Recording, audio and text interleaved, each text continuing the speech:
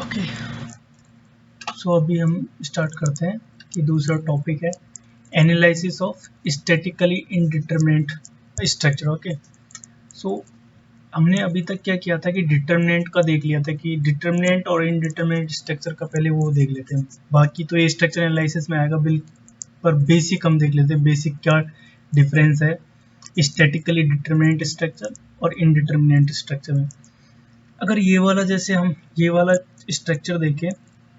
तो इसमें से अगर हम इसको हटा दें, ये नीचे वाले इस सेक्शन को हटा दें, इस दीवार को हटा दें और इसको सिर्फ इतना सा पोर्शन छोड़ें, मतलब मैं क्या बोल रहा हूँ कि मैं अगर इसको इरेज कर दूं और अब इस सेक्शन अगर ये इतना ही बचे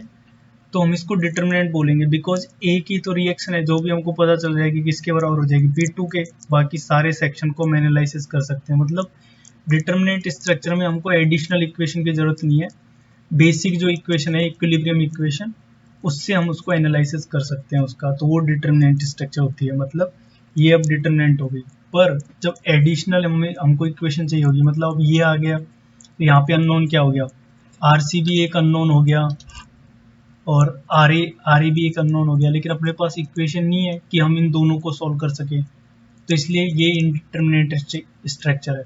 तो इसको सॉल्व करने के लिए हम क्या करेंगे, लेकिन हमारे पास एक अलग से इक्वेशन है, वो है कंपेटिबिलिटी इक्वेशन। कंपेटिबिलिटी इक्वेशन मतलब अगर हमको पता है कि जब ये दो दीवारों के बीच में अगर ये कोई बार या कुछ रखा हुआ है, इसको अगर हम फोर्स लगाएंगे तब भी ये दो दीवार जो है वो रिजिड है, ये तो इनका मतलब इसका टोटल जो डिफॉर्मेशन होगा इंटरनल सेक्शन का वो जीरो होना चाहिए, क्योंकि दोनों तरफ से इसके दोनों तरफ जो है वो वॉल लगी हुई है। तो ये वाली इक्वेशन का हम यूज करके और हम इसके RC को भी कैलकुलेट कर सकते हैं और RA को भी कैलकुलेट कर सकते हैं, और जब वो दोनों नॉन होंगे तो हम बाकी इंटरनल कंपोनेंट्स का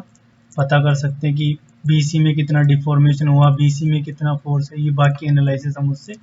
कर सकते हैं। ठीक है, इसके बाद अगला देखते हैं कंपोजिट बार। कंपोजिट बार मतलब ये कोई एक ट्यूब है, इस ट्यूब में मान लो कि ये कोई अलग मटेरियल है, इस तरफ जो है कोई अलग मटेरियल लगा हुआ है, इस तरफ कोई और मटेरियल है, तो ये अगर हम यहाँ पे फोर्स लगा रहे हैं तो इन दोनों पे डिफरेंट डिफरेंट फोर्स आएगा। मान लो कि टॉप वाले पे P1 आया, बॉटम वाले पे P2 फोर्स, ठीक है, P2 लोड आया, तो टोटल लोड कितना हो जाएगा P1 प्लस P2। बाकी इस P1 P2 को फाइंड आउट करने के लिए हम क्या करेंगे, कंपेटिबिलिटी कंडीशन यूज करेंगे। कंपेटिबिलिटी कंडीशन इसमें क्या होगी, इसमें कंपेटिबिलिटी कंडीशन ये होगी कि ये दोनों जो मेंबर है वो सेम लेंथ से कंप्रेस्ड होंगे। मतलब इस तरफ से फोर्स लगा रहे होंगे तो ऐसा तो है नहीं कि ये टिल्ट हो जाएगा ऐसे, ये ऐसे टिल्ट हो जा रहा है, नहीं, ये सीधा ऐसे कंप्रेस होता जाएगा, ठीक है, और ये कंप्रेस होता जाएगा इस तरह से। तो हम कह सकते हैं कि दोनों में डिफॉर्मेशन सेम होगा, तो हम इक्वेशन लिख देंगे P1L divided by A1 E1, P2L divided by A2 E2। अब हमारे पास एक इक्वेशन ये है, एक इक्वेशन ये है, दो इक्वेशन, दो अननोन, अननोन क्या है P1 P2, तो दो इक्वेशन दो अननोन से हम सीधा फाइंड आउट कर लेंगे। ठीक है, ओके, सो नेक्स्ट देखते हैं हम। नेक्स्ट क्या है कि जब प्रॉब्लम में अगर टेम्परेचर चेंज इन्वॉल्व हो तो उस तरह की प्रॉब्लम को कैसे सॉल्व करेंगे। मान लो ये कोई बार है लोहे की और यहाँ पे हमने टेम्परेचर इंक्रीज किया, दोनों तरफ कुछ नहीं है एडिशनल, कोई दीवार नहीं है, कुछ नहीं है, मतलब ये आराम से एक्सपांड हो सकता है, तो एक्सपांड होगा ही, टेम्परेचर चेंज होगा तो ये ऐसे बढ़ेगा। ठीक है, जैसे वो बेसिक 5वीं क्लास का क्वेश्चन था ना कि रेल के बीच में, रेल की पटरियों के बीच में गैप क्यों होता है, क्योंकि वो टेम्परेचर से एक्सपांड होता है। कितना एक्सपांड होता है, L अल्फा डेल टी, तो L alpha del T expand होगा। ओके, लेकिन अब एक कंडीशन कर देते हैं हम कि इसको यहाँ से वॉल लगा देते हैं, यहाँ पे एक दीवार लगा दिया, दोनों तरफ सपोर्ट है जैसे इसमें लगा रखा है। अब ये मतलब हाँ, उसके ऊपर वाले ही में एक कंसेप्ट और देखते हैं कि ये जब इसके बीच में गैप होगा ना, गैप होगा, ये वाला जैसे गैप है ये बढ़ता जा रहा है, मतलब स्ट्रेन तो हो रहा है, यहाँ पे स्ट्रेन तो है, स्ट्रेन तो है, स्ट्रेन कितना है L अल्फा डेल टी, ठीक है, L अल्फा डेल टी तो डिफॉर्मेशन है डिवाइडेड बाई L, मतलब alpha del T.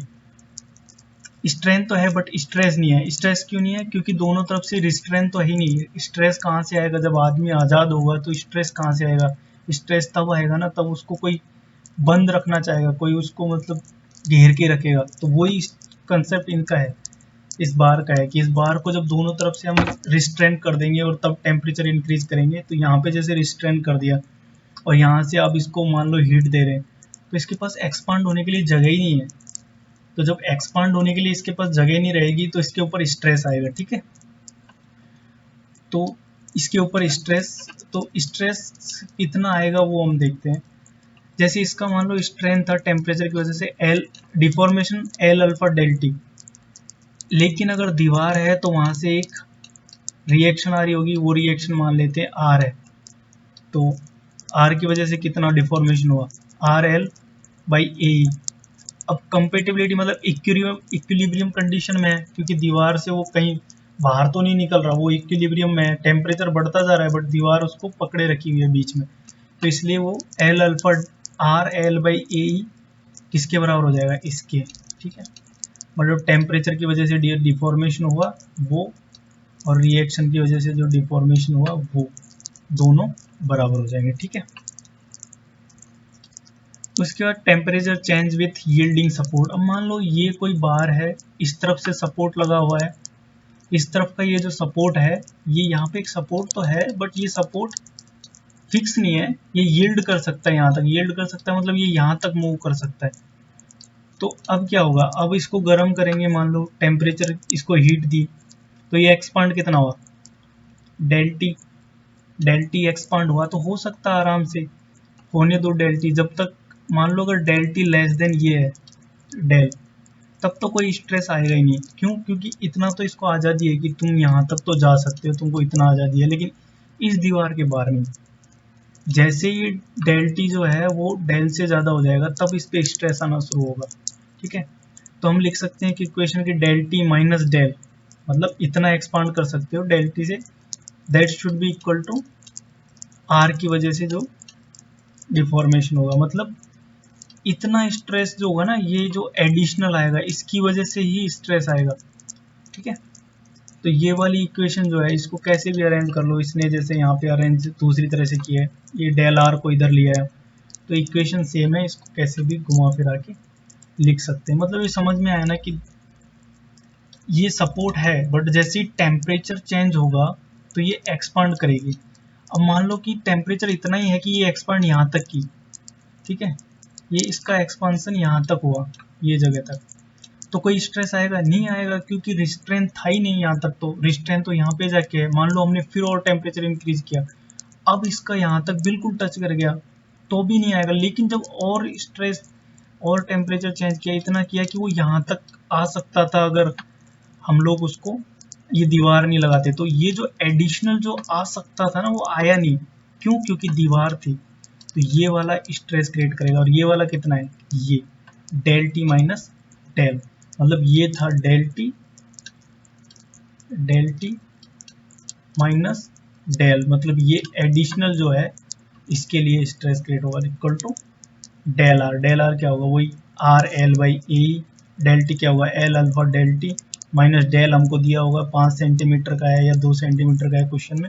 Equal to del are. तो हमको क्या निकालना रहेगा, आर, आर हम यहाँ से फाइंड आउट कर लेंगे। अब एक कंसेप्ट यहाँ पे और है कि ये दो बार है, ठीक है, ये दो बार ना यहाँ पे मान लो फेविकॉल के जोड़ से चिपकी हुई है, मतलब फेविकॉल नहीं कोई और, मतलब बिल्कुल ये चिपकी हुई है, मतलब ये मान लो रिलेटिव मूवमेंट नहीं है। अगर इसका अल्फा ज़्यादा है ऊपर वाली का, टॉप मान लो इसको मैं 1 बोल देता हूँ, इसको 2 बोल देता हूँ, तो अल्फा ज़्यादा है मतलब ये ज़्यादा एक्सपांड होगी, मतलब जैसे मैं टेम्परेचर बढ़ाऊंगा तो ये यहाँ तक आ जाएगी और ये यहाँ तक ही रहेगी, ठीक है। लेकिन दोनों तो एक साथ कनेक्ट है ना, सही से जुड़ी हुई, तो ये क्या करेगी, ये इसको खींचने की कोशिश करेगी पहली वाली, तो ये मतलब टेंशन में आ जाएगी, और जिसका अल्फा ज़्यादा है वो कंप्रेशन में आ जाएगी। मतलब टेम्परेचर इंक्रीज होने पर जिसका अल्फा ज़्यादा है वो कंप्रेशन में आ जाती है, और जिसका अल्फा कम है वो टेंशन में आ जाती है। क्यों, क्योंकि ये ज़्यादा एक्सपांड होगी, ठीक है, और ये कम एक्सपांड होगी, तो ये इसको ज़्यादा खींचने, क्योंकि दोनों एक साथ कनेक्ट है तो ये इसको ज़्यादा खींचने की कोशिश करेगी। अल्फा कम मतलब वो किस में रहेगी, जिसका अल्फा ज़्यादा है वो किस में, कंप्रेशन में, मतलब अपोजिट है, ये याद रखना, ठीक है। और कंसेप्ट भी याद हो गया ना कि ये कैसे हो रहा है, क्योंकि ये एक्सपांड हो रहा है, ठीक है, ज़्यादा। तो ये video like, share, and subscribe. Thanks for watching the video.